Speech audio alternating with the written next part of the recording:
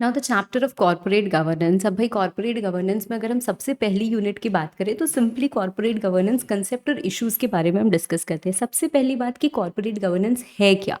तो corporate governance एक तरीका है, एक प्रोसेस है जब हम अपने बिजनेस के अफेयर्स को इस तरीके से मैनेज करते हैं कि हम इसमें फेयरनेस, गुड प्रैक्टिसेस, ऑनेस्टीज को इनकॉर्पोरेट करें। मैम कैसे उसको हम मैनेज करते हैं? देखो उसके लिए हमको क्या चाहिए, कुछ पॉलिसी चाहिए, बिकॉज हमारा ये एक थॉट प्रोसेस है कि हमको अपने अफेयर्स इस तरीके से मैनेज करने हैं कि फेयर रहे। तो हमको उसके लिए कुछ पॉलिसीज बनानी पड़ती है, कुछ प्रोसीजर्स बनाने पड़ते हैं। अब ये जो पॉलिसीज है या ये जो प्रोसीजर्स है जो हम बनाते हैं, ये हमारे इंटरनल भी हो सकते हैं एंड कुछ लॉ भी इम्पोज करती है considering the need of corporate governance. ठीक है, तो कॉरपोरेट गवर्नेंस एक तरीका है, एक प्रोसेस है which actually directs us how to direct a company, right. तो कंपनी को कौन चलाता है? कंपनी को दो लोग चलाते हैं, हमारे बोर्ड ऑफ डायरेक्टर्स और शेयर होल्डर्स या स्टेक होल्डर्स। अब अब हम धीरे धीरे अपने एग्जाम पर्सपेक्टिव के उससे कॉरपोरेट गवर्नेंस की बातें समझते हैं। तो कॉरपोरेट गवर्नेंस की हमको कुछ डेफिनेशंस भी दी हुई हैं। एक फ्रीडमैन की हमारे पास डेफिनेशन है कि corporate governance is the conduct of business in accordance with the share holders desire. मतलब जैसे शेयर होल्डर चाहते हैं वैसे बिजनेस करना क्या है, कॉरपोरेट गवर्नेंस है। मतलब पैसे कमाओ, जितने पैसे कमा सकते हो कमाओ, पर contribute to the basic rules of society. ठीक है, तो वो हमारा क्या हो गया, कॉरपोरेट गवर्नेंस हो गया अकॉर्डिंग टू फ्रीडमैन। ऐसे ही हमारे पास और भी डेफिनेशंस हैं कॉरपोरेट गवर्नेंस की। अगर मैं सिंपल ऑब्जेक्टिव्स की बात करूं तो ऑब्जेक्टिव्स क्या होते हैं कॉरपोरेट गवर्नेंस के? Right, let me first talk about the objectives and then I will go to features. या यहाँ पे एक क्विक रिव्यू कर लेते हैं। Corporate governance normally applies at the top level. ये शायद अभी आपको बात नहीं समझ में आए, बट जब मैं आपको, वैसे आपने पढ़ा हुआ है, this is just a revision class, तो हम सुपरफिशियल तरीके से इसको पढ़ रहे हैं, बट फिर भी मैं आपको बताऊंगी तो आपको इसकी और क्लैरिटी मिलेगी। कॉर्पोरेट गवर्नेंस कभी भी कोई रिजल्ट अचीव करने पे फोकस नहीं करता है। वो ये नहीं बोलता है कि आपको इतना काम करना है, नहीं, वो बोलता है इस तरीके से काम करना है। मतलब बिजनेस करना है, प्रॉफिट अर्न करना है, पर उस बिजनेस को अर्न करने में एम्प्लॉयज को हैरस नहीं करना है। You don't have to over exert themselves, right. मतलब उनको ऐसा नहीं करना है कि उनके ऊपर बहुत प्रेशराइज कर दिया, उनको दिन रात काम करा रहे हो, ओवर टाइम नहीं दे रहे हैं। तो आपको एम्प्लॉयज के लिए भी अच्छा एनवायरमेंट बनाना है, because they are also part of stake holder. ठीक है, so it is always about fair method. Okay, it is different from ethics, it is also different from day to day operational management, अभी मैं बताऊंगी, and it is more a way of business life than a mere legal compulsion. Although जैसा मैंने आपको कहा कि corporate governance practices को, policies को, procedures को, कि किस तरीके से आप ये करो कि corporate governance होए, तो बहुत सारी चीज़ें लॉ ने इम्बाइब कर रखी है। जैसे हम बोलते हैं कंपनीज एक्ट में आप एक इंडिपेंडेंट डायरेक्टर अपॉइंट करो, तो इंडिपेंडेंट डायरेक्टर अपॉइंट करना ही क्या है, it is a way towards corporate governance, कि हम फेयर तरीके से काम करना चाहते हैं। हम नहीं चाहते कि हमारे डायरेक्टर्स बायस्ड ओपिनियन दे के कंपनी को अपनी तरफ करें, अपने प्रॉफिट के लिए सोचे, नहीं, हम सारे लोगों के लिए सोचना चाहते हैं। That's why we want to incorporate an independent director. तो ये सारे के सारे मेथड्स है या पॉलिसीज है या procedures which have been adopted to ensure corporate governance in the entity. ठीक है, तो भाई फीचर्स, चलो फीचर्स देखते हैं कॉर्पोरेट गवर्नेंस के। ट्रांसपेरेंसी, ट्रांसपेरेंसी का मतलब क्या है? You don't have to suppress any fact. मतलब आप स्टेक होल्डर्स को बताइए, इंफॉर्मेशन दीजिए। इसका मतलब ये नहीं है कि आप सारी कॉन्फिडेंशियल बातें भी बता देंगे, but there has to be more and more transparency. इसीलिए देखो आप कितने डिस्क्लोजर रिक्वायरमेंट्स होते हैं। We have prudent management, management को हमेशा वाइस और प्रूडेंट रहना चाहिए in its decision making. When I say management को, it's morally about board of directors. Enhancing the value of enterprise, हर एंटरप्राइज यही चाहेगा कि भाई वो ग्रो करे, है ना, कौन नहीं चाहता कि हम ग्रो करें। तो आपकी जो वैल्यू होती है, जब हम एनहांसिंग वैल्यू की बात कर रहे हैं तो सिर्फ हम मॉनेटरी या फाइनेंस टर्म्स में वैल्यू की बात नहीं करते, we also talk about the reputation which should grow. और जब आप अच्छे कर्म करते हो तो आपकी रेप्यूटेशन तो अच्छी होती ही होती है। Accountability, see unless you are accountable to your stake holders you will never be successful, है ना. सो इट्स वेरी इंपॉर्टेंट कि आप अकाउंटेबल हो. अकाउंटेबल किसको? Accountable towards your customers, accountable towards your share holders, accountable towards your employees, your creditors, everyone. ठीक है, तो सबके प्रति अकाउंटेबल होना चाहिए. And that is what corporate governance is all about. Innovation. Corporate governance also aims at bringing innovation. मतलब हमारी governance इस तरीके से होनी चाहिए कि वी एंकरेज न्यू थिंग्स. ऐसा नहीं है नहीं नहीं हमारे यहाँ तो ऐसा ही होता है, ऐसा नहीं. We are not that rigid, we are open. ठीक है, तो हम चाहते हैं and we encourage new things, तभी एक कंपनी की जो वैल्यू होती है वो एनहांस होती है. प्रोफेशनलिज्म. प्रोफेशनलिज्म कभी भी कॉम्प्रोमाइज नहीं होना चाहिए. ठीक है, अगर आपके जो सीनियर लेवल के लोग हैं या आपके जो डायरेक्टर्स हैं, they are not professional, they somehow only think for the personal gain, then undoubtedly you will never have the successful business. Right, तो हमारे लिए बहुत ज़्यादा ज़रूरी है कि प्रोफेशनलिज्म को क्या किया जाए, मेंटेन किया जाए. And lastly we have stake holder recognition. Stake holder recognition क्या होता है? कंपनी को ये मानना चाहिए कि जितने भी स्टेक होल्डर हैं, they all contribute to the company, they all help the company to work and help the company to grow. ठीक है, तो इन चीज़ों को हमें याद रखना है. मैम, क्या हमसे एग्जामिनेशन में ऑब्जेक्टिव्स ऑफ कॉर्पोरेट गवर्नेंस भी पूछे जा सकते हैं? हाँ, हमसे एग्जाम में ऑब्जेक्टिव्स भी पूछे जा सकते हैं. ऑब्जेक्टिव्स क्या होते हैं? यही ऑब्जेक्टिव्स हैं आइडियली. कॉन्फ्लिक्ट ऑफ इंटरेस्ट को बैलेंस करना. भाई अलग अलग ओपिनियन हो सकते हैं, अलग अलग व्यू हो सकते हैं, ये सही, तो वो बैलेंस करना. राइट, ट्रांसपेरेंसी को प्रमोट करना. Ideal composition of board of directors को अचीव करना. जैसे अभी मैंने इंडिपेंडेंट डायरेक्टर्स की बात की. अपनी कंपनी के रिसोर्सेज को ऑप्टिमली यूटिलाइज करना. रिस्क को रिड्यूस करना. एक strong relationship of trust build करना. ऐसा नहीं है कि ये एक एग्जॉस्टिव लिस्ट है, बट ये एक ऐसी लिस्ट है जिससे आपको नंबर मिलेंगे. Okay, moving further.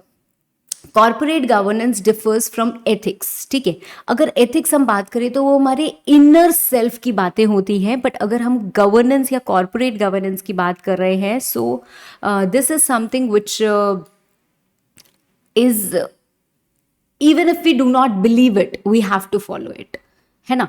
तो ये सिर्फ हमारे इनर सेल्फ की बात नहीं होती है. That goes with the ethical values और the methods that are prevalent in the organisation. Ethics हर लेवल पे होते हैं भाई. वो जो जूनियर है ना, उसकी भी एथिक्स है, उसका भी कुछ धर्मी मान होता है, और जो सीनियर पे उसका भी है. पर corporate governance normally applies at the top level. Why so?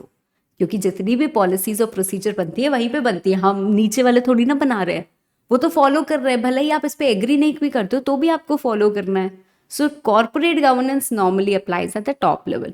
Ethics हमारे नेचुरली इमर्ज करते हैं, बट कॉर्पोरेट गवर्नेंस क्या होते हैं? स्टैब्लिश होते हैं over the period of time. आप देखते हो, आपको एक्सपीरियंस से समझ में आता है यहाँ ये प्रॉब्लम है, इससे ये चीज़ हो रही है, सो हमें ऐसा करना चाहिए. ठीक है, एंड एथिक्स में कोई रेगुलेशंस नहीं होते. However corporate governance undoubtedly is regulated. It is also different from management. How is it different from management? Again, management applies at all levels. आपको हर एक चीज़ मैनेज करनी होती है. Corporate governance applies only at the top level. And management की भी अगर हम बात करें तो regulations are not important. Here regulations are important. Management में रिजल्ट्स बहुत इंपॉर्टेंट होते हैं. मैनेजर, भाई तू ये बस करके दे, तू दिन में दे, रात में दे, कुछ भी कर, ये करके दे. But corporate governance is never about results. It is always about the method of achieving those results. तो ये क्या है, थोड़ा सा अलग होता है. ठीक है, तो हमारे कॉर्पोरेट गवर्नेंस के भाई बहुत सारे बेनिफिट्स हैं. वो ग्रोथ में कंट्रीब्यूट करता है, वो एक अच्छी कंपनी बनाता है. सो वैल्यू, रेप्यूटेशन बनती है. पीपल आर ऑल्सो, उनको भी विश्वास होता है. Right, we utilize the funds better. Whatever are the objectives, if we achieve them, they are the benefits. Right, so we better manage the resources of the company. And stake holders का हमको confidence मिलता है, हमें और competitive advantages मिलते हैं. Right, so we have ample of benefits which corporate governance has. ठीक है, अब इसके बाद अगर हम बात करें तो भाई कैसे इवॉल्व हुई हमारी कॉर्पोरेट गवर्नेंस. पहले बहुत सारे कॉर्पोरेट फेलियर्स हुए तो हमें रियलाइज हुआ there were some big scams. In fact Satyam scam, Harshad Mehta scam. तो इन सब से रियलाइज हुआ कि यार ट्रांसपेरेंसी बहुत ज़रूरी है, डिस्क्लोजर बहुत ज़रूरी है. कंपनी में अंदर इतनी गड़बड़ें हो जाती हैं, किसी को पता ही नहीं चलता है. तो इंडिपेंडेंट डायरेक्टर्स होना बहुत ज़रूरी है. ऑडिटर के ऊपर पेनाल्टी होना बहुत ज़रूरी है. चेक होना बहुत ज़रूरी है, बिकॉज ऑडिटर्स भी लग जाते हैं, राइट। एंड इन्वेस्टर्स के पास इंफॉर्मेशन प्रॉपर नहीं होती है तो वो पैसे लगा देते हैं, उनका पैसा डूब जाता है। तो बहुत सारी चीज़ें धीरे धीरे पता चली and there are more regulatory requirements were added, right, to bring in that transparency to for the benefit of stake holders. We have four theories of corporate governance through board management. क्या है चार theories? पहली है stewardship theory, जहाँ पे directors को stewards माना जाता है, they decide, they drive. Agency, जहाँ पे डायरेक्टर्स एजेंट्स की तरह एक्ट करते हैं, that means it is the company, भाई हम तो उसके एजेंट है, right. So they are suppose to run the company और अपने प्रिंसिपल का ध्यान रखना है तो अपने प्रिंसिपल के बेनिफिट के लिए हम काम करते हैं। Stake holder where we widely include all the stake holders other than just the share holders, right. तो आप उसका बैलेंस मेंटेन करते हो। And trusteeship where you are given the authority, मतलब आप एक ट्रस्टी की तरह काम करते हो। The relationship of trust is very important, ठीक है। तो ये चार थ्योरीज हैं एंड ये चार थ्योरीज एग्जामिनेशन पर्सपेक्टिव से बहुत ज़्यादा इंपॉर्टेंट है। So you may be asked direct short question की थ्योरीज ऑफ कॉर्पोरेट गवर्नेंस आप बताओ through board management. So you will have to write, understand and write this. अब दूसरी जो हमारी यूनिट आती है वो आती है corporate governance practices in India, या फिर हम बोले कोड्स इन इंडिया। इसमें सारी चीज़ें हमें तो एज सच नहीं दी हुई हैं, बट हाँ इसके जो पिन पॉइंटेडली हाइलाइट्स हैं वो हमको ज़रूर याद करने हैं, और वो मैंने यहाँ पे चार्ट्स में इनकॉर्पोरेट भी कर दिए हैं।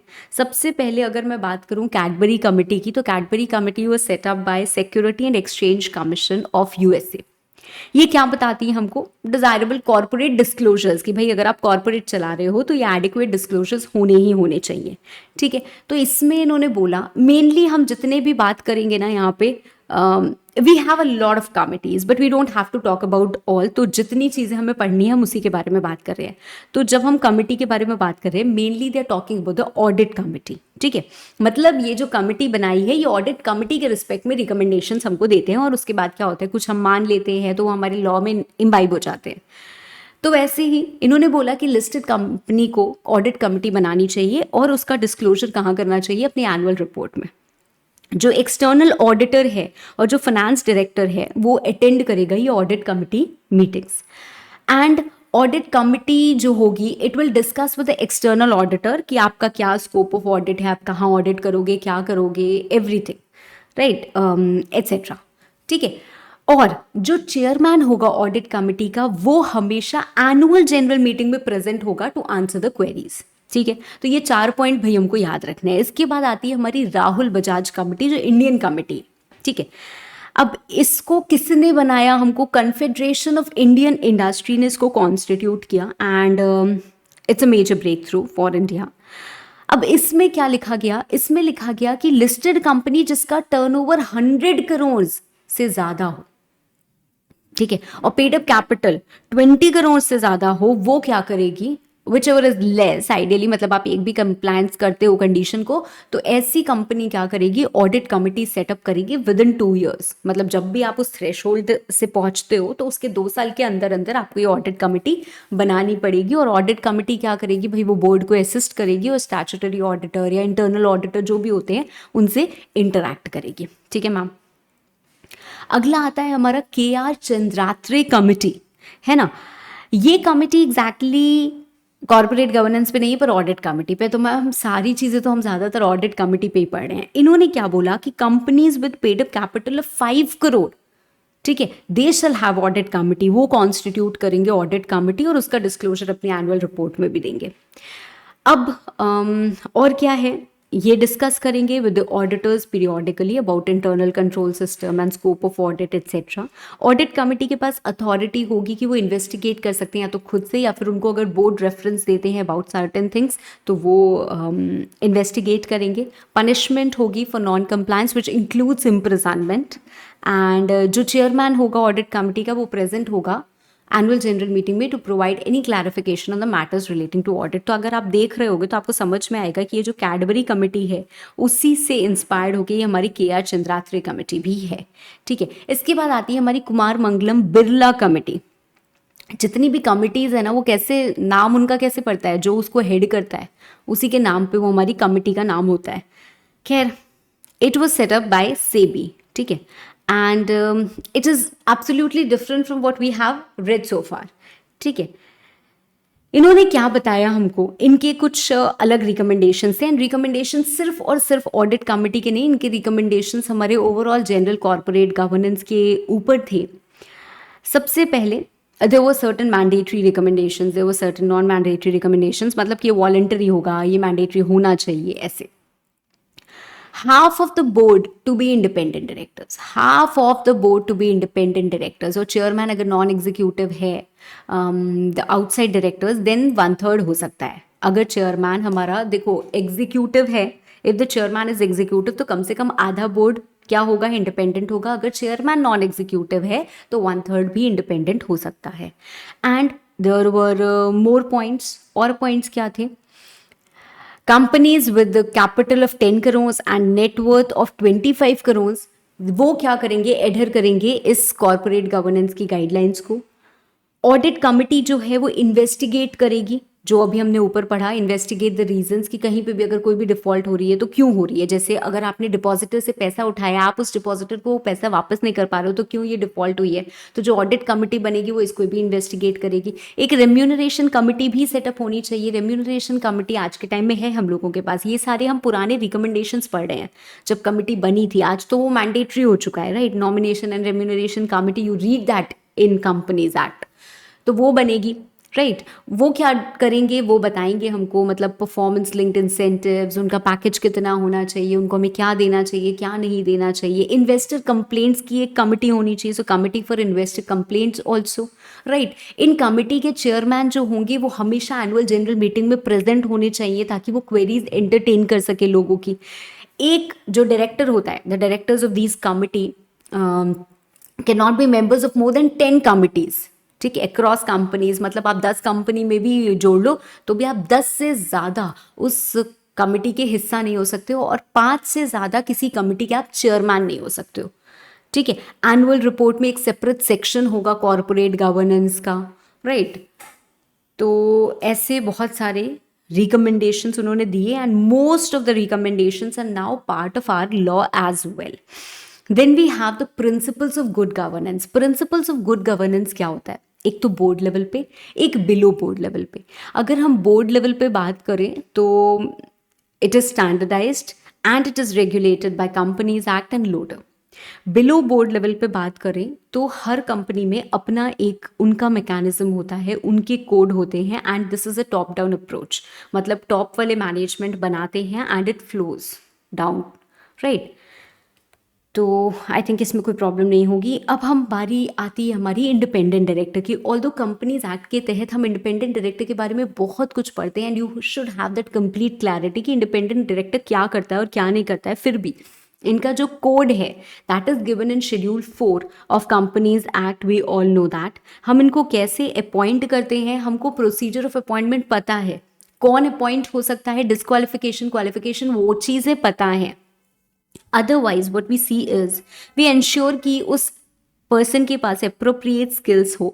बिकॉज जैसे मैं हमेशा बोलती हूँ कि independent director is not just कि वो कंपनी से लिंक्ड नहीं हो, एक ऐसा बंदा होना चाहिए जिसके पास कमाल की एक्सपर्टीज हो, हाई लेवल ऑफ इंटेग्रिटी हो, वो अपनी ड्यूटीज एक्सरसाइज करे, कंपनी के इंटरेस्ट में काम करे, proper time proper attention they, right. And कुछ ऐसा ना करे जिससे उसकी इंडिपेंडेंस हैम्पर होती है, right. He should be doing the best of corporate governance practices. तो ये सारी चीज़ों को ध्यान में रखना ही रखना है। सो लेटर ऑफ अपॉइंटमेंट जो हम देंगे इंडिपेंडेंट डायरेक्टर को, that will state the term of appointment, expectation, duties, provision for director and officers, insurance, code of business ethics, ठीक है। इंडिपेंडेंट डायरेक्टर का काम होता है, या ड्यूटीज, रोल्स, फंक्शंस जो भी आप समझ लो, कि भाई आप एक इंडिपेंडेंट पर्सपेक्टिव लेके आओ, you bring an independent judgement, you bring an objective to the company. आप जितने भी और मैनेजमेंट में लोग हैं उनकी परफॉर्मेंस को स्क्रूटनाइज करो, you look into the integrity of financial information कि भाई सारा चीज़ें ठीक से हो रही हैं या नहीं हो रही हैं। आपकी कंसर्न कंपनी नहीं, आपकी कंसर्न कंपनी और उसके स्टेक होल्डर्स होने चाहिए, आपकी कंसर्न खुद आप या और डायरेक्टर्स नहीं होने चाहिए कभी भी। इनकी ड्यूटी है that they should regularly update their skills, take appropriate professional advice when needed, attend all meetings, general board committee meetings, अपने आप को वेल इन्फॉर्म्ड रखना है। Report concerns about unethical behaviour, अगर उनको कुछ भी दिखता है तो।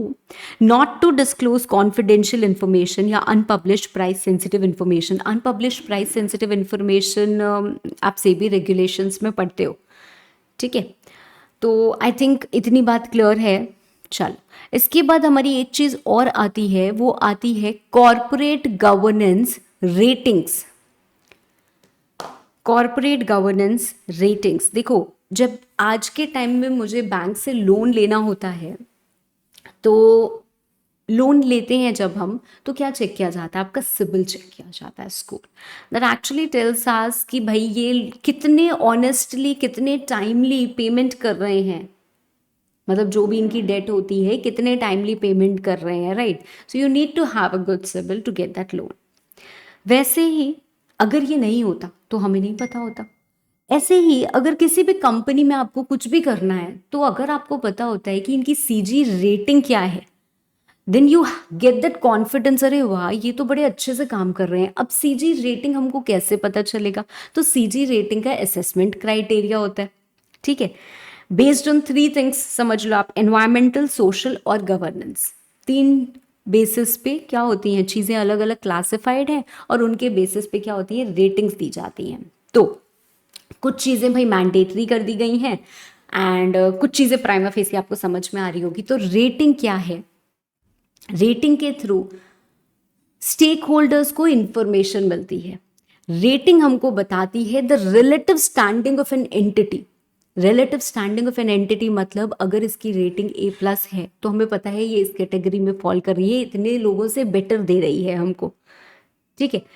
सो इट हेल्प्स स्टेक होल्डर्स कि हाँ भाई उनको इंफॉर्मेशन मिल रही है, and it helps the corporate also कि हमारी एक इंडिपेंडेंट असेसमेंट हो रही है। मतलब अगर हम कहीं लैग कर रहे हैं तो हमें पता चल रहा है।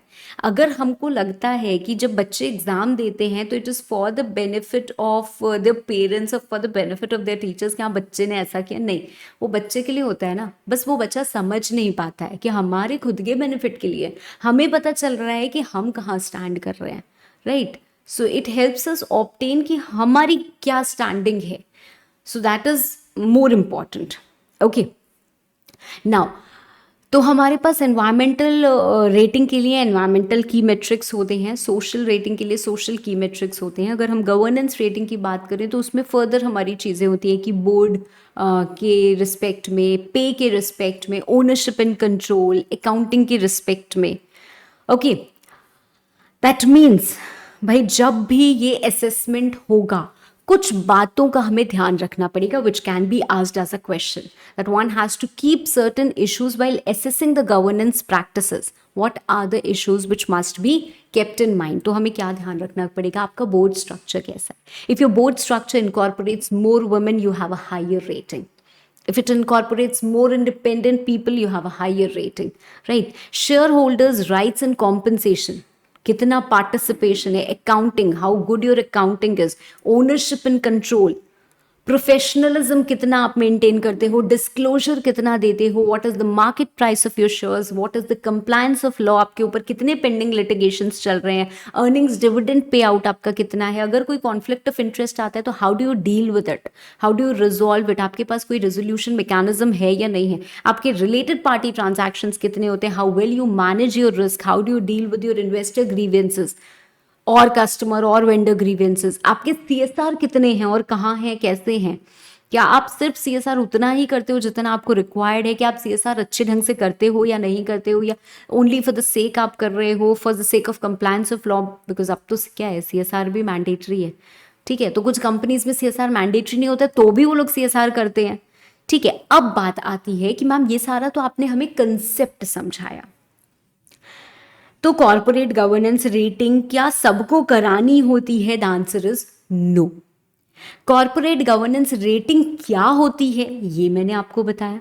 कॉर्पोरेट गवर्नेंस रेटिंग को जब हम मतलब कॉर्पोरेट गवर्नेंस प्रैक्टिसेस को जब हम एसेस करते हैं तो हम किन क्राइटेरिया के बेसिस पे करते हैं वो मैंने आपको बताया। 3 तरीके की हमारे पास रेटिंग होती है, एनवायरमेंटल रेटिंग, सोशल रेटिंग और गवर्नेंस रेटिंग, ये मैंने आपको बताया। अब चौथी बात पे आते हैं with respect to this ratings.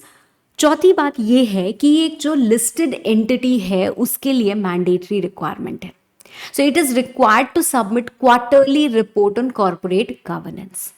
ठीक है, तो क्वार्टरली रिपोर्ट आपको क्या करना है, कॉर्पोरेट गवर्नेंस पे बना के देनी ही देनी है। Annexure 1 quarterly basis, annexure 2 at the end of financial year, annexure 3 at the end of 6 months from the close of financial year. ठीक है, I hope this is clear. चलो आगे बढ़ते हैं हम। Corporate governance in family business, ये हमारी third unit in the chapter of corporate governance. Family business क्या होता है, जहाँ पे फैमिली इन्वॉल्व है, मतलब जितनी भी वोटिंग के अधिकार हैं that majority is in the hands of a controlling family.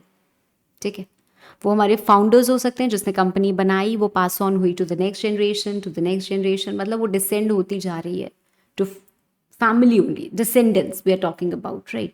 तो ऐसी कंपनी को क्या हम बोलते हैं, फैमिली ओन्ड बिजनेस या family company, family owned company, कुछ भी आप बोलो, with the majority, voting majority is the hands of the controlling family. ठीक है, अब इसके फीचर्स क्या है मैम, डायरेक्टर्स या सीनियर मैनेजमेंट फैमिली के होते हैं, formation of coterie that is group is common, attachment of emotions undoubtedly yes, dilution of share holding over generation, भाई हर जनरेशन को आप शेयर होल्डिंग देते जाओगे 10% इसका, अब ये भी आ गया इसका, इसको शेयर दो, राइट। कॉन्फ्लिक्ट ऑफ इंटरेस्ट आएगा ही आएगा, फैमिली में इतना कॉन्फ्लिक्ट आता है तो वहाँ पे भी आएगा ही आएगा। क्यों? क्योंकि आपके पर्सनल इंटरेस्ट अटैच हो जाते हैं विद द कंपनी इंटरेस्ट। तो कंपनी कुछ और, कंपनी का हित शायद किसी और चीज़ में हो, कंपनी का हित शायद ऐसे में हो कि आप बाहर से एक IITian को लेके आइए और बैठाइए, पर आपका जो बच्चा है वो भले ही पढ़ाई में कुछ भी नहीं हो, शायद बहुत मुश्किल से 33% से वो पास हुआ हो, 33% से वैसे कौन पास होता है, 40% से पास हुआ हो, तो आप उसको ला के बैठा रहे हो। सो क्या हो रहा है, कॉन्फ्लिक्ट ऑफ इंटरेस्ट हो रहा है। So non family directors defunct in decision making, भाई जो फैमिली का नहीं है उसका कोई हक ही नहीं है, वो कितना भी इंटेलिजेंट हो वो चुपचाप बैठा रहेगा, right. Hardcore professionals they avoid working in such family businesses because they don't have a से ना, भाई उनकी कोई सुनेगा ही नहीं तो वो क्यों जाएंगे वहां पे। Death disability of senior member results to leader managementship crisis, क्यों? क्योंकि हमारे पास एफिशिएंट लोग हैं ही नहीं, तो जो सीनियर मेंबर था, मान लीजिए अंबानीज वगैरह जैसे होते हैं, ठीक है, with no offense to anyone, but if their younger generation is not competent enough, we don't know that yet, right, बहुत ज़्यादा प्रूफ नहीं है इस चीज़ का, तो अगर वो कॉम्पिटेंट नहीं होगा और कुछ हो जाएगा तो फिर क्या होगा, फैमिली बिजनेस पूरा सबसाइड करता है। ओके, नाउ अगर हम बात करें कि क्या इश्यूज हैं, emerging issues in corporate governance in family managed companies, separation of ownership and management, that is जो प्रमोटर है they have chosen to be the investor and not to be part of management, ये चीज है। Family members acquiring professional courses from reputed institutes, ठीक है। Promoters are encouraging professionals, great. Role decided at the board level, मतलब clarity, to give that clarity कि भाई इसका इसका इसका ऐसे काम है, to give that clarity. Owners accepting opinions of managers जितने भी हैं, and family issues satisfied by forming trust. ये लोग क्या करते हैं भाई, ये हो रहा है इसके बेनिफिशियरी तुम, so we have formed a trust और इसका बेनिफिट तुमको जाएगा, ऐसे हम क्या कर रहे हैं, इमोशनली अपनी नीड्स को सेटिस्फाई कर रहे हैं, we are not hampering the business. So जितने इमर्जिंग इश्यूज हैं, this is how they dealt with. Okay, चलो moving to the next unit, जब हम अगली यूनिट की तरफ बढ़ते हैं तो अगली यूनिट आती है हमारी CSR की, that is corporate social responsibility. Corporate social responsibility क्या है भाई, कॉर्पोरेट सोशल रिस्पॉन्सिबिलिटी, उसके पहले हमारे पास आती हैं मतलब एक नेशनल गाइडलाइंस, ठीक है। पहले हमारे पास NVGs होती थी, they have been replaced by RBC, that is national guidelines on responsible business conduct. वो क्या है, वो यहाँ पे आपको एक लिस्ट दिख रही है 9 गाइडलाइंस की, बस आपको शॉर्ट में यही याद रखनी है, बहुत ज़्यादा डिटेल में समझने की ज़रूरत नहीं है। Businesses should conduct and govern themselves with integrity, honesty के साथ काम करना चाहिए, ऐसी मैनर में काम करना चाहिए जो एथिकल, ट्रांसफरेबल और अकाउंटेबल हो। आपको गुड्स एंड सर्विसेज ऐसे देने चाहिए जो सस्टेनेबल हो, ठीक है। सेफ हो, मतलब ये नहीं कि एनवायरनमेंट को हैम्पर करके हम अपने गुड्स बनाए जा रहे हैं, हमको मतलब ही नहीं एनवायरनमेंट का क्या हो रहा है। बिजनेसेस जो हैं उनको रिस्पेक्ट करना चाहिए और प्रमोट करना चाहिए wellbeing of all employees. So employees का ध्यान रखना चाहिए। आपको सारे स्टेक होल्डर्स के प्रति रिस्पॉन्सिव होना चाहिए, मतलब अगर कोई स्टेक होल्डर ग्रीवियंस आती है तो we should be responsible enough to respond to that. You should respect and promote human rights. You should respect and make efforts to protect and restore environment. When engaging in influencing public and regulatory policy, should do so in a manner that is responsible and transparent. तो कई बार ऐसा होता है कि जो बड़े businesses होते हैं उनको गवर्नमेंट इनकॉर्पोरेट करती है जब कोई रेगुलेशन लेके आती है या कोई पॉलिसी बनाती है। तो अगर आप इस पॉलिसी मेकिंग का कहीं से भी हिस्सा बनते हो तो आप एक रिस्पॉन्सिबल मैनर में उसको करो, ये नहीं कि सिर्फ हम अपने हित के बारे में सोचें। Businesses should promote inclusive growth and equitable development, ऐसा नहीं कि सिर्फ हम बढ़ते जाएं। And they should engage with and provide value to their consumers in a responsible manner. अब आती है बात हमारी CSR की। तो हमको पता है कि हमारे पास एक सेक्शन 135 है, उसके रेलेवेंट रूल्स हैं जो हमको CSR के बारे में बताते हैं। एंड यहाँ पे भी कुछ बातें हैं। सो कंपनी इन तीनों में से कोई भी क्राइटेरिया फुलफिल करेगा, जिससे net worth more than equal to 500 CR, turnover more than equal to 1000 CR और profit more than equal to 5 CR, तो उसको क्या करनी पड़ेगी, एक CSR कमेटी बनानी पड़ेगी। अगर उसका एक्सपेंडिचर 50 लाख से ज़्यादा नहीं होता है तो CSR कमेटी बनाने की ज़रूरत नहीं है। पर अगर आपके पास अनस्पेंट अकाउंट में पैसा बच जाता है तो आपको CSR कमेटी बनानी पड़ेगी। CSR कमेटी का मतलब क्या है, 3 और मोर डायरेक्टर्स जिसमें से एटलीस्ट एक इंडिपेंडेंट डायरेक्टर होगा। ये CSR कमेटी क्या करेगी, एक CSR पॉलिसी बनाएगी, इसको रिकमेंड करेगी। किसको रिकमेंड करेगी, बोर्ड को रिकमेंड करेगी। ये CSR पॉलिसी कैसे बनती है, इन अकॉर्डेंस विद शेड्यूल 7। तो शेड्यूल 7 में जो लिस्ट है, which is not an exhaustive list, it is an exhaustive list yet not exhaustive, क्योंकि वो बहुत लिबरलाइज्ड मैनर में बनी हुई है और उसका जो इंटरप्रिटेशन हमको करना है वो बहुत लीनियंट तरीके से करना है, so as to include all such related things also with minimum expenditure. अब आपने CSR कमेटी बनाई, CSR पॉलिसी बनाई, उसको रिकमेंड किया बोर्ड को, बोर्ड क्या करेगा, उसको अप्रूव करेगा और उसके बाद CSR एक्टिविटी कैरी आउट करेगा।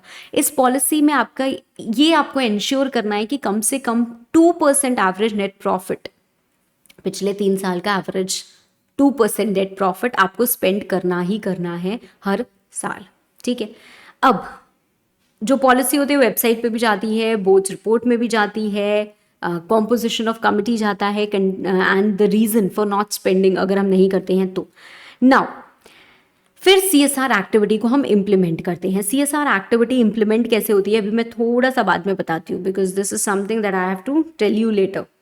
बट कुछ एक्टिविटीज जो आप इंडिया के बाहर करते हो वो CSR नहीं है, सिर्फ अपने एम्प्लॉयज के लिए करते हो वो CSR नहीं है, पॉलिटिकल पार्टी पे कंट्रीब्यूट करते हो वो CSR नहीं है, नॉर्मल कोर्स ऑफ बिजनेस में करते हो वो CSR नहीं है, एज पर गवर्नमेंट ऑर्डर वो CSR नहीं होगी।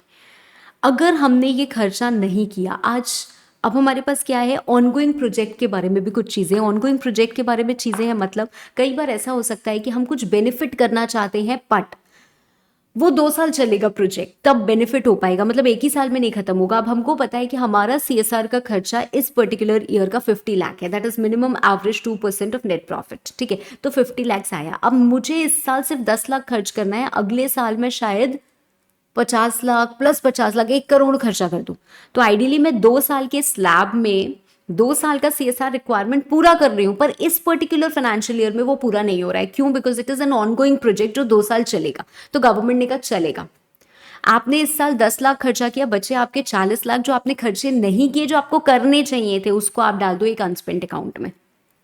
ठीक है, तो ट्रांसफर कर दो within 30 days of financial year to unspent account in scheduled bank, और उसके बाद नेक्स्ट ईयर में आप उसको यूज कर लेना।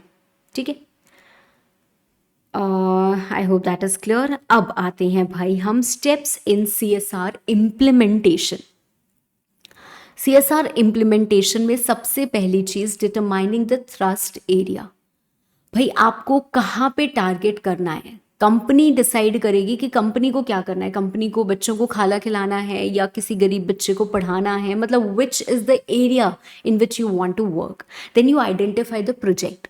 राइट। अब आपको थ्रस्ट एरिया अपना पता है, उसके बाद आप आइडेंटिफाई करोगे कि मुझे इसके लिए क्या करना है। Maybe I want to construct a school, मुझे एक स्कूल बनवाना है, तो आपको कहाँ स्कूल बनवाना है, या फिर हो सकता है मुझे मिड डे मील स्कीम चलानी है, राइट। या हो सकता है आप बोलो कि नहीं मुझे तो यहाँ पे इन सबको लैपटॉप्स बंटवाने हैं बिकॉज यहाँ पे कंप्यूटर एजुकेशन नहीं है, today skill is very important, तो इनको आना चाहिए।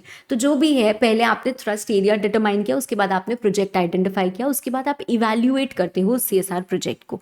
इवैल्यूएट आप कब करते हो? Before making expenditure and also after making expenditure. Before making that expenditure, you do that due diligence: nature, cost, linking, beneficiary, feasibility, time, monitoring, impact, क्या पड़ेगा। एंड आफ्टर मेकिंग एक्सपेंडिचर भी आप इवैल्यूएशन करते हो, उस पर मैं थोड़ी देर में बाद में आती हूँ। अब आता है हमारा अगला step, fourth step, implementation of CSR project. Implementation आप खुद भी कर सकते हो, आप थर्ड पार्टी इम्प्लीमेंटेशन भी कर सकते हो। खुद से इम्प्लीमेंट करना मतलब आप खुद से कर रहे हो, थर्ड पार्टी मतलब विच इज अलाउड, ठीक है, विच इज अलाउड मतलब हम किसी और सेक्शन 8 कंपनी के थ्रू करते हैं। गवर्नमेंट की बनाई हुई सेक्शन 8 कंपनी है, कोई बात नहीं, किसी और की बनाई हुई सेक्शन 8 कंपनी है तो कम से कम 3 साल का उनके पास एक्सपीरियंस होना चाहिए, तब हम उनके थ्रू कर सकते हैं। डायरेक्ट इम्प्लीमेंटेशन के फायदे हैं कुछ, तो कुछ नुकसान भी है। फ्लेक्सिबल है, सुपरविजन अच्छा है, quick decision, less coordination, less cost, कम लोग इन्वॉल्व है ना। Disadvantages: man power, lack of knowledge, हमारे पास नहीं है, मैन पावर कम है, बायस्ड हो सकते हैं हम, corrective action not defined, lack of monitoring because man power कम है। तो दोनों चीज कहीं पर आपको कॉन्ट्रडिक्टरी दिखेगा कि एडवांटेज में भी डिसएडवांटेज में भी है। थर्ड पार्टी इम्प्लीमेंटेशन में हमको एक एडिशनल काम करना होता है कि जो हमारी इम्प्लीमेंटिंग एजेंसीज हैं, like elected local bodies, voluntary agencies, institute, self help groups, government organisation, महिला मंडल्स, जो भी हैं, इनको भी हमें इवैल्यूएट करना होता है कि क्या ये ठीक से काम करेंगी या नहीं करेंगी, इनका क्या बैकग्राउंड है, इन्होंने क्या इस तरीके के प्रोजेक्ट्स लिए हैं या नहीं लिए हैं, एंड उसके बाद ही हम काम कर सकते हैं, ठीक है। एक्सटर्नल एजेंसीज ज़रूरी नहीं है कि गवर्नमेंट बेस्ड ही हो, हमारी अदर भी हो सकती हैं, which is permitted. Okay, so in collaboration we can go in and we can enter into collaborative projects also। ये specialized implementing agencies हैं जिनकी यहाँ पे एक लिस्ट दी हुई है। तो इसके भी हमारे एडवांटेजेस होते हैं, इसके भी हमारे डिसएडवांटेजेस होते हैं। एडवांटेजेस मतलब एक्सपर्टीज होती है इनके पास, better supervision, unbiased, single point coordination. But more supervision, भाई आपको देखना पड़ेगा क्या कर रहे हैं क्या नहीं कर रहे हैं, हमको उनके बारे में नहीं पता, lack of domain knowledge, like biased, no proper accounting, right. Negative points वो डॉक्यूमेंट ही नहीं करते हैं, ठीक है, हम देखेंगे तो हमें पता चलेगा ना, हाँ ये प्रॉब्लम आई, वो नहीं बताएंगे हमें। Lack of adequate monitoring by the company, हम नहीं कर पाते हैं क्योंकि कितना हम उनसे पूछेंगे, कितना चीज़ें आएंगी, right. Now there are certain problems in implementation. Internal implementation में to decide preferences, financial mismatch, lack of seriousness, right people to work, internal references, difference in opinion. External में political pressure, social pressure, implementing agency कभी कभी inefficient हो जाती है, diverting, siphoning money, fraud. तो ये सारी चीज़ें, भाई हमने तो एक एनजीओ को भरोसे से दिया था पैसा, वो फ्रॉड निकले तो हम क्या करें। अगला स्टेप आता है हमारा मॉनिटरिंग। तो मॉनिटरिंग आपको पीरियोडिकली करनी पड़ेगी। आप एसेस करते हो, उसके बाद आप उसका करेक्टिव एक्शन लेते हो, end of course that is final. And इसके बाद एक और चीज़ आती है, एक और चीज़ क्या आती है हमारी, इम्पैक्ट असेसमेंट। देखो हमने जब पहले किया था, एक्सपेंडिचर करने के पहले जब हमने इवैल्यूएट किया था, तो हमने देखा कितना फीजिबल है ये पर्टिकुलर प्रोजेक्ट, उस प्रोजेक्ट का नेचर क्या है, कॉस्ट क्या है, किसी के साथ कोलैबोरेशन में करना होगा क्या, कि इंडिपेंडेंटली हम कर सकते हैं, इसका बेनिफिशियरी कौन होगा, किसको इसका फ़ायदा पास ऑन होगा, और फीजिबिलिटी कितनी है टेक्निकली, फाइनेंशियली, क्या हम कर पाएंगे। ऐसा तो नहीं कि हमारा फाइनेंस बजट तो सिर्फ 1 करोड़ का है और अगर हम स्कूल बनवाने जाएं तो कम से कम हमको 5 करोड़ चाहिए, तो अभी नहीं करना चाहिए, 5 साल और बात करना चाहिए। तो ये सारी चीज़ें हम इवैल्यूएट करते हैं। बट जब हमारी चीज़ें हो जाती है, मतलब हमने इम्प्लीमेंटेशन कर दिया थ्रू थर्ड पार्टी या फिर हमने खुद से किया, जो भी हमने प्रॉब्लम्स फेस की, उसके बाद भी हम इवैल्यूएशन करते हैं, इवैल्यूएशन आफ्टर मेकिंग एक्सपेंडिचर, ठीक है। वो कैसे हम करते हैं, तो हम 2-3 ऑफिसर्स की टीम बनाते हैं जो इंस्पेक्ट करते हैं डॉक्यूमेंट को, रिपोर्ट बनाते हैं। It is evaluated by companies evaluation team and it is placed before the CSR committee, recommended to board for approval, और अप्रूव हो जाता है तो agreement between company and implementing agency for execution. And completed agency informs with completion certificate, company inspect करती है और finally complete हो जाता है। इसके बाद आती है हमारी इम्पैक्ट असेसमेंट। इम्पैक्ट असेसमेंट के लिए इनफैक्ट हमारे पास सीएसआर में रूल्स भी हैं और उन रूल्स में बताया गया है कि जो इम्पैक्ट असेसमेंट होता है वो हर किसी के लिए मैंडेटरी नहीं होता है। इम्पैक्ट असेसमेंट हेवी प्रोजेक्ट्स में आपको करना होता है कि भाई हमने इतना पैसा लगाया, क्या इसका एक्चुअल में बेनिफिट लोगों को मिला या नहीं मिला, तो उस केस में हमको इम्पैक्ट असेसमेंट करना होता है। इनफैक्ट जो इम्पैक्ट असेसमेंट पे हम खर्चा करते हैं वो भी हमारा सीएसआर का पार्ट होता है। इम्पैक्ट का मतलब क्या है, भाई हमने जो किया वो सक्सेसफुल रहा, वो हम चेक करना चाहते हैं, राइट। तो इम्पैक्ट एनालिसिस स्टडी होती है। It should preferably be done by an independent agency. सिर्फ इम्पैक्ट पे ध्यान देना चाहिए एंड जब बेनिफिट मिला उसकी तुरंत बात करना चाहिए, क्योंकि बहुत टाइम बाद आप लोगों से जाकर पूछोगे क्या उसका फायदा मिला था, कौन सा कोई खाना वाना किसी ने दिया था क्या, तो आपको पता ही नहीं चलेगा उसका फायदा हुआ या नहीं हुआ। एंड डेटा बेस्ड होना चाहिए, ऐसे हवा हवाई बातें नहीं होनी चाहिए, ठीक है। चल next unit we move to sustainability management, जो हमारी सीएसआर की आखिरी और सबसे छोटी सी यूनिट होती है, जो 5th यूनिट हमारी आती है वो सस्टेनेबिलिटी मैनेजमेंट। ये ट्रिपल बॉटम लाइन अप्रोच जो है, economic approach, environment approach and social approach, ठीक है, that is people, planet and profit. People include the fair wages, work place, planet मतलब इकोलॉजिकल फुटप्रिंट, वेस्ट वगैरह इसको रिड्यूस करो और प्रॉफिट को मैक्सिमाइज करो, वो हमारा इकोनॉमिक अप्रोच होता है। तो ये ट्रिपल बॉटम लाइन को ध्यान में रख के हमें काम करना चाहिए, ठीक है। What is sustainable management? Sustainable management के स्टेप्स क्या होते हैं? प्रॉब्लम एरिया को आइडेंटिफाई करो, सेट थ्रस्ट, जो अभी हमने ऊपर बोला ना थ्रस्ट एरिया, टारगेट सेट करो, प्रोजेक्ट को इवैल्यूएट करो, प्रोजेक्ट को सिलेक्ट करो, एक्शन को प्लान करो, use technology, innovate, schedule actions, organise staff, directing, monitoring, corrective action and review. ये तो नॉर्मल चीजें हैं मैम, बिल्कुल ऐसे ही तो हमें काम करना है।